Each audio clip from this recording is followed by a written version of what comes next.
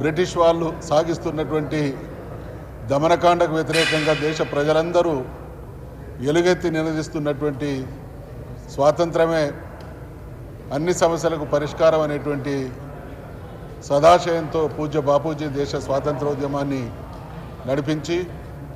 దేశంలో ఉండేటువంటి కోట్లాది మంది ప్రజల్ని కదిలించి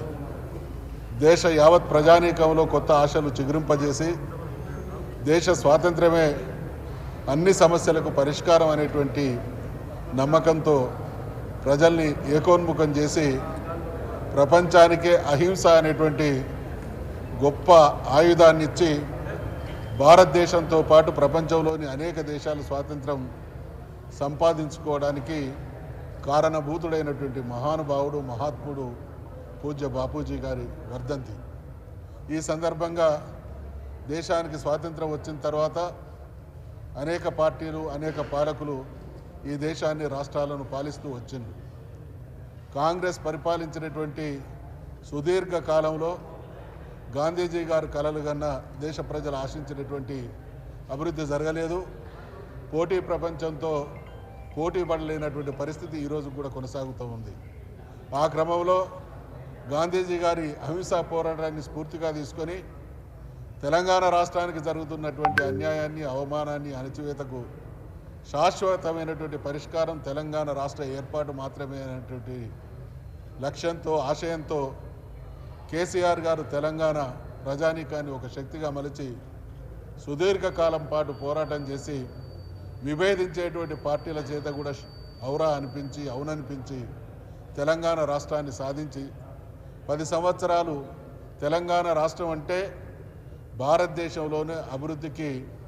దిక్సూచి, భారతదేశంలోని అభివృద్ధికి కేర్ ఆఫ్. కొత్త రాష్ట్రమైనా ఒక ప్రభుత్వాధినేత ఒక పార్టీ తలుచుకుంటే ఆ రాష్ట్ర ప్రజల జీవితాల్లో ఎటువంటి వెలుగు మార్పు అభివృద్ధి సాకారం చేయవచ్చు అనేటువంటి విషయాన్ని కేసీఆర్ గారి 10 సంవత్సరాల పాలన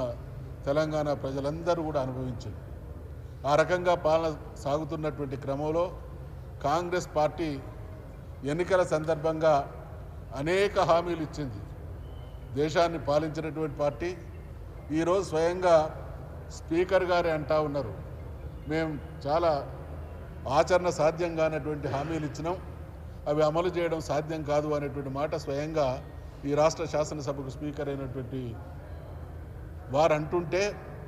ఈ ప్రభుత్వం ఇచ్చినటువంటి హామీల్ని 6 గ్యారంటీలు కావచ్చు, 420 హామీలు కావచ్చు, కొన్ని హామీలు అయితే అధికారం చేపట్టినటువంటి మరుక్షణమే అమలు చేస్తామన్నారు, కొన్ని హామీలను 100 రోజులలో చేస్తామన్నారు, కొన్ని హామీల్ని మరి అధికారంలో కొనసాగేటువంటి కాలంలో పూర్తి చేస్తామన్నారు. ఈ రకంగా ఏ ఒక్క హామీ కూడా అమలు చేయక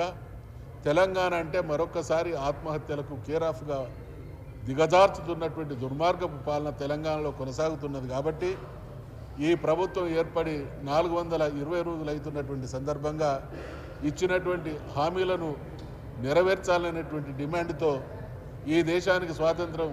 సముపార్జించి పెట్టి ప్రజల జీవితాల్లో గొప్ప మార్పు వస్తాయని ఆశించినటువంటి ఆ మహానుభావుని వర్ధంతి సందర్భంగా వారికి తెలంగాణ రాష్ట్ర వ్యాప్తంగా బీఆర్ఎస్ శ్రేణులు ఈ ప్రభుత్వం వల్ల అన్యాయానికి గురవుతున్నటువంటి ప్రజానీకం అందరూ కూడా ఏకోన్ముఖంగా గాంధీ గారికి విజ్ఞాపన పత్రాలు సమర్పించుకుంటా ఉన్నారు. గాంధీ గారి ఆత్మ కాంగ్రెస్ ప్రభుత్వాన్ని ఆవహించి వాళ్ళలో నిజాయితీని తట్టి లేపి ప్రజలకు ఇచ్చినటువంటి హామీలు అమలు చేసేటువంటి దిశగా వారి ఆత్మ వారిని నడిపించాలని, ఆ రకంగా ప్రభుత్వంలో మార్పు కనువిప్పు కలిగి ప్రజా ప్రయోజనాల కోసం పనిచేయని పక్షంలో బీఆర్ఎస్ పార్టీ కేసీఆర్ గారి నాయకత్వాన ప్రజల్ని చైతన్యపరిచి ఆనాటి ఉద్యమ స్ఫూర్తితో ఏ రకంగానైతే రాష్ట్రాన్ని సాధించుకున్నామో అదే రకమైనటువంటి స్ఫూర్తితో ఈ ప్రభుత్వాన్ని నిలదీస్తాం. తెలంగాణ విషయాన్ని చాటుతాం అనేటువంటి హెచ్చరిక చేస్తూ